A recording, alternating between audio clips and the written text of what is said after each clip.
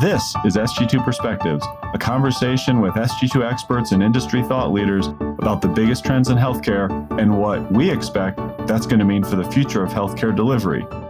Yes, innovations are constantly impacting healthcare. We need to think through a plan and have a plan in place to take advantage of them so that if we channel them all appropriately and that all the organizations that are listening today can take advantage of these innovations to the maximum capacity, can we do a better job of impacting patient care in a really positive way?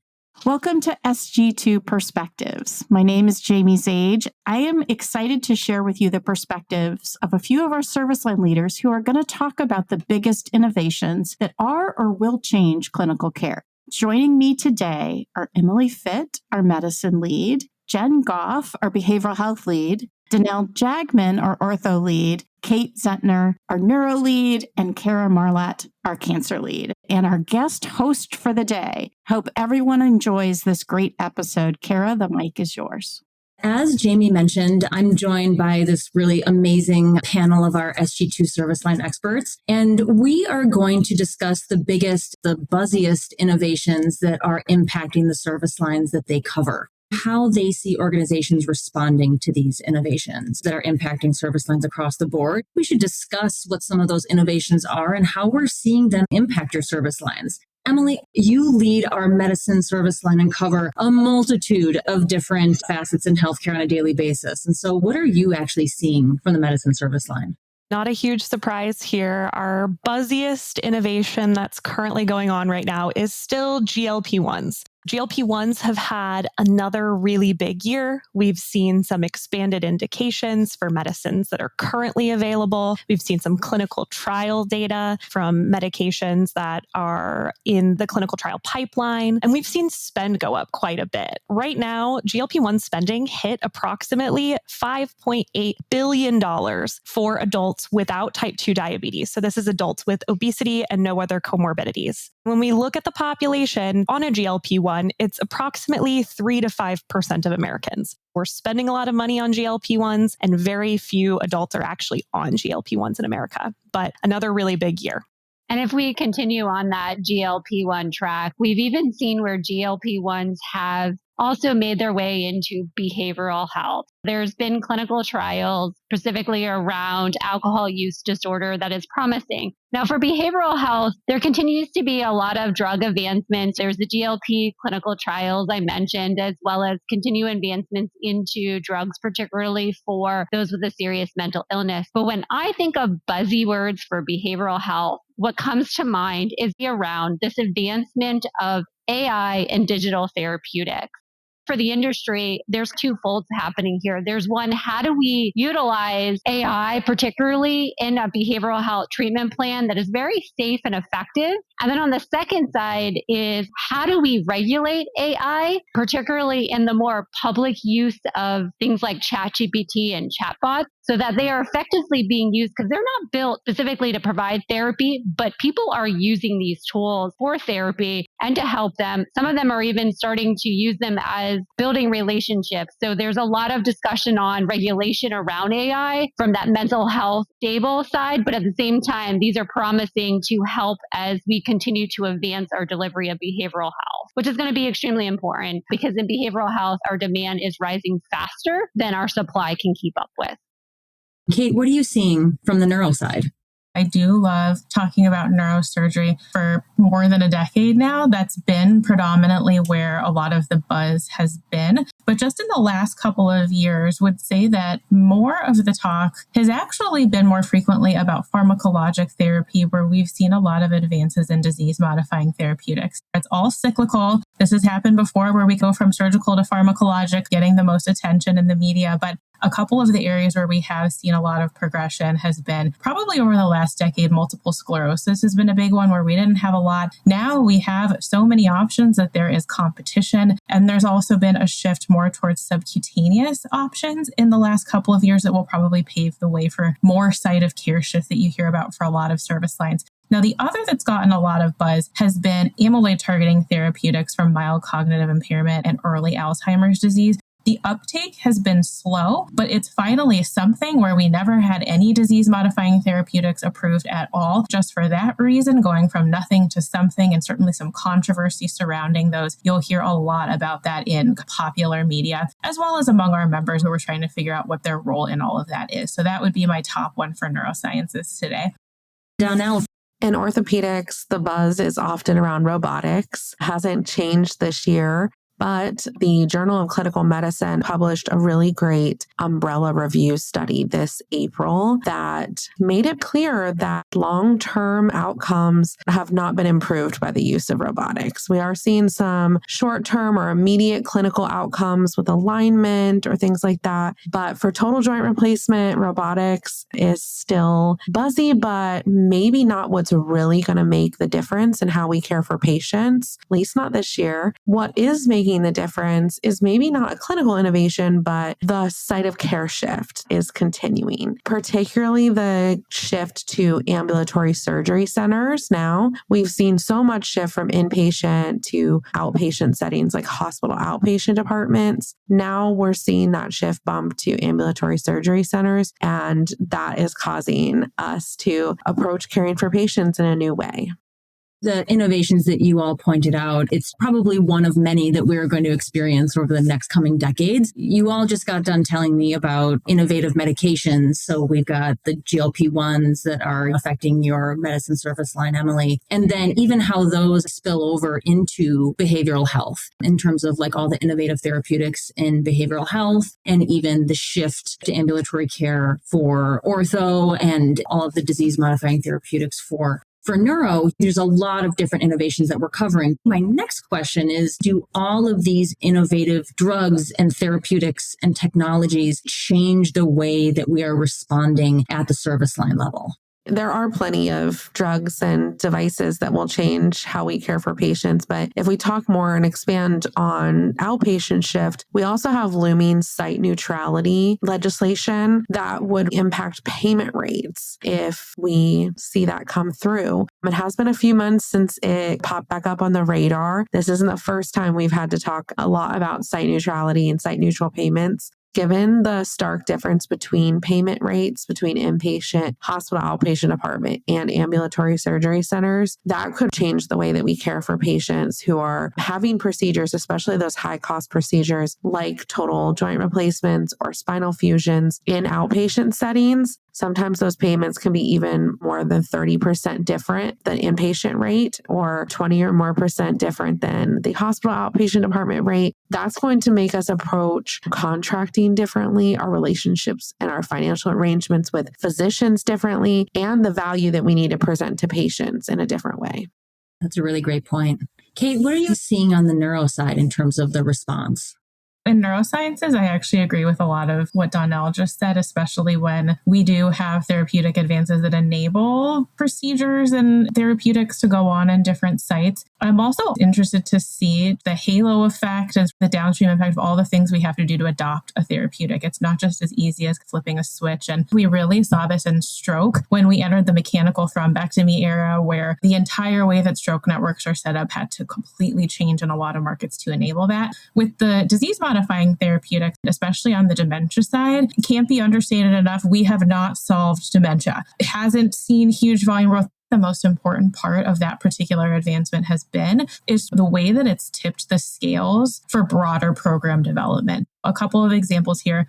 Because of these therapeutics, the national coverage determination that precluded hardly anybody getting a PET scan before was removed. Doesn't mean everybody will get one, but it made it easier. We also have had a couple of blood-based, biomarker-based tests for dementia get FDA approved. And a lot of that did have to do with the therapeutics becoming available. For years, we didn't see a lot of programs being able to prioritize building out dementia services. Now, just as a result of that demand combined with this sort of new landscape for dementia care, it seems like it has tipped the scales to allow more focus on these services that we're going to need, regardless, even more if there isn't a good therapeutic for it.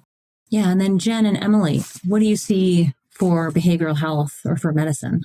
For behavioral health, some similarities to orthopedics, particularly around payment and payment innovation. Historically, behavioral health is an area that has always been behind when it comes to payment and reimbursement, but we're starting to see payment innovation starting to change how we deliver behavioral health. If we take a step back to where I mentioned digital tools like digital therapeutics, we have seen where there's been development of digital therapeutics, but the big question became, who's going to pay for this? Is it going to be the provider, the patient, or even the insurance? We have seen how CMS has responded and created billing codes specifically for behavioral health for them to start to bill for digital therapeutics if it is FDA approved and part of a larger delivery of behavioral health, ensuring that human in the loop as part of it, as a way to continue to deliver behavioral health with the shortage that we have. There's two other great examples we have seen that have really changed how we deliver care. The first is around when they developed the Certified Community Behavioral Health Clinics. As part of those, they're referred to as CCBHCs, they've changed how they get reimbursed, particularly through Medicaid.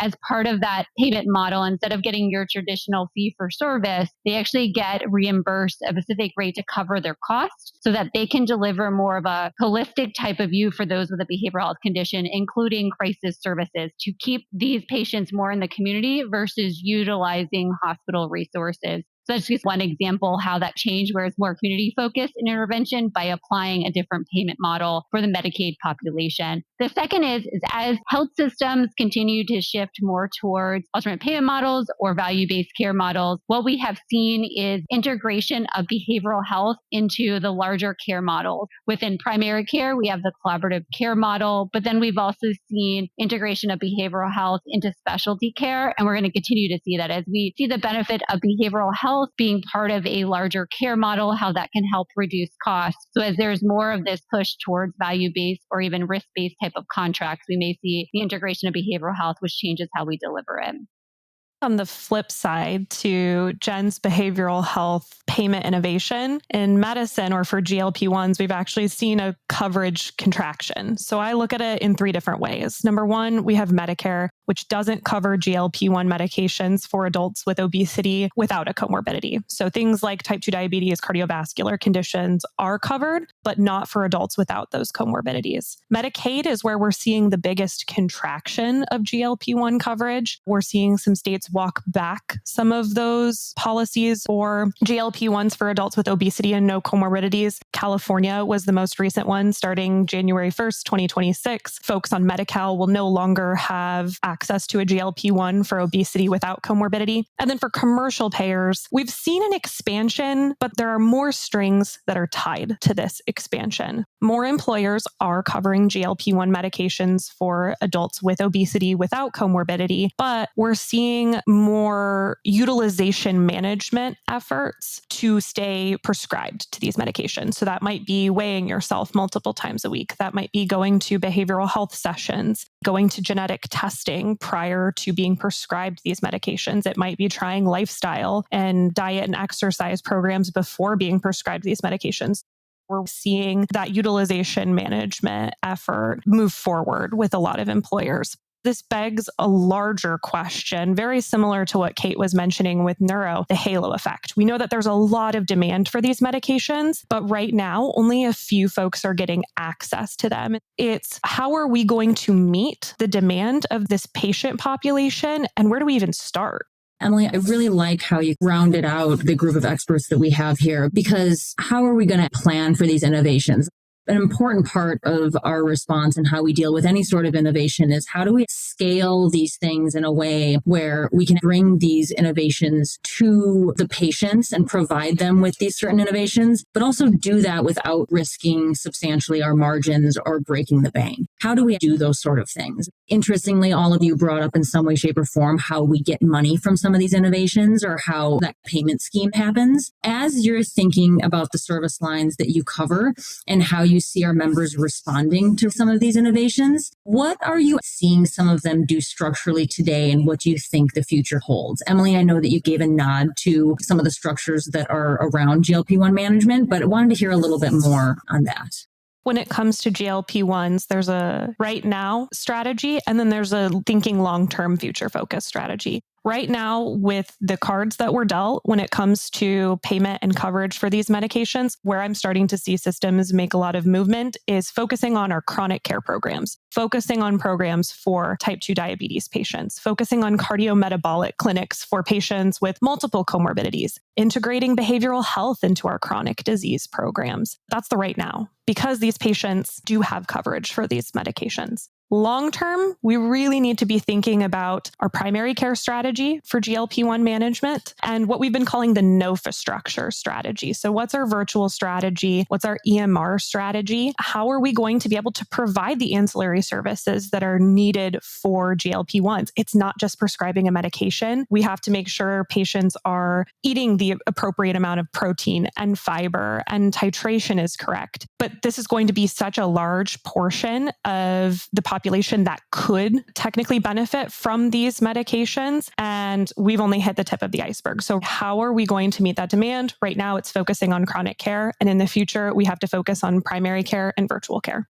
I would even go back a step and just say that in neurosciences today, we're focusing a lot on just doubling down on interdisciplinary care, which seems pretty basic, but I think we can push it farther and we'll need to. Just to illustrate that, when we look at data from Vizient's Clinical Practice Solutions Center at various measures of access, one of the things you'll see as you look across specialties is that neurosciences is one of the worst ones in terms of access, but you'll see a lot of service lines, like even something like orthopedics where access tends to be better, but there's variation. Some places it's great, some places it's not. A lot of service lines, a lot of specialties will have that variability. Neurosciences, the distribution is tight, and it seems like it's gotten worse for neurology specifically over time. It's really neurology where we see the access constraints the most. Today, that is the focus, and part of it's going to be giving them the right digitally enabled tools, the virtual health, all this kind of stuff, just to extend the reach, using as many people and resources as we can just to be as efficient as possible to sort of bridge those gaps.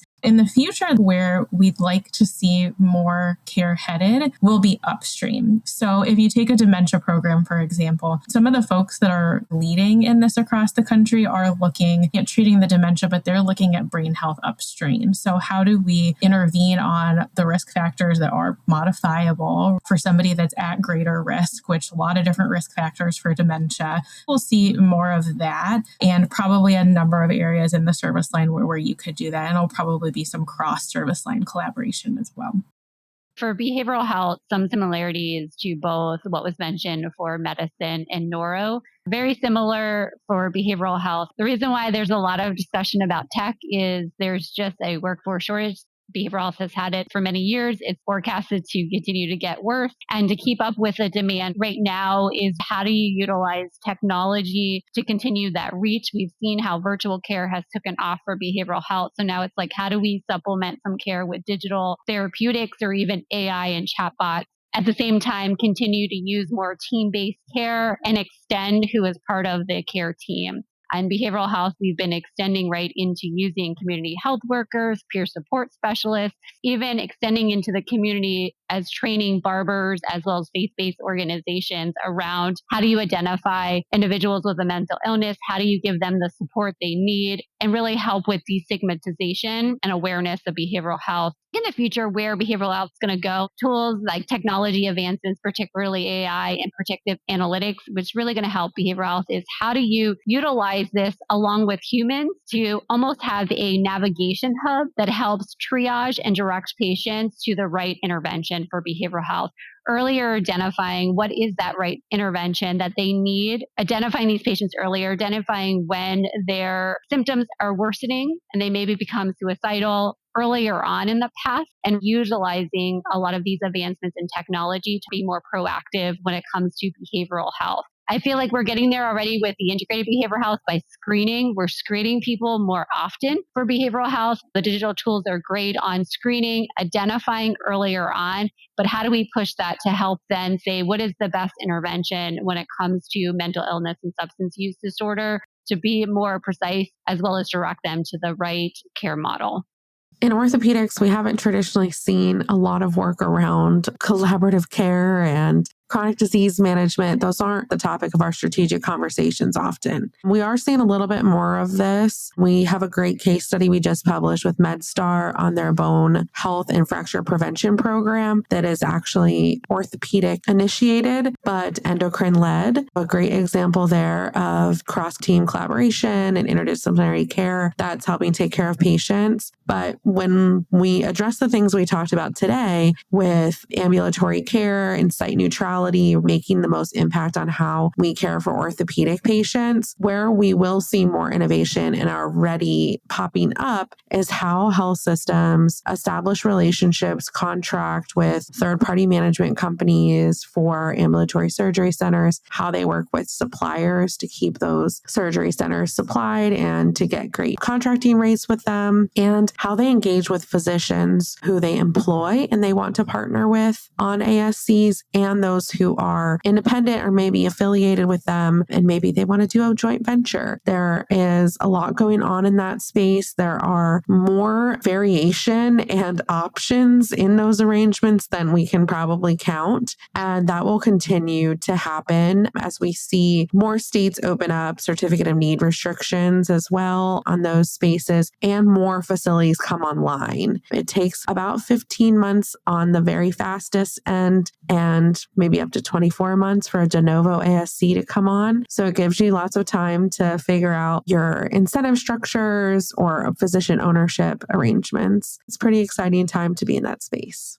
Yeah, absolutely. What I've learned from today's conversation is that there are a lot of buzzy innovations, really impactful innovations that we're seeing filter through our different service lines today. And healthcare organizations, large and small, are trying to figure out how they'll respond to these particular innovations now and in the future. Yes, innovations are constantly impacting healthcare. So we need to think through a plan and have a plan in place to take advantage of them so that if we channel them all appropriately and that all the organizations that are listening today can take advantage of these innovations to the maximum capacity, can we do a better job of impacting patient care in a positive way? Thank you, Kara. That was a great summary. And thank you, Donnelle, Emily, Jen, and Kate for sharing your expertise with our audience today. And to our listeners at Sg2 Perspectives, thank you as always for tuning in.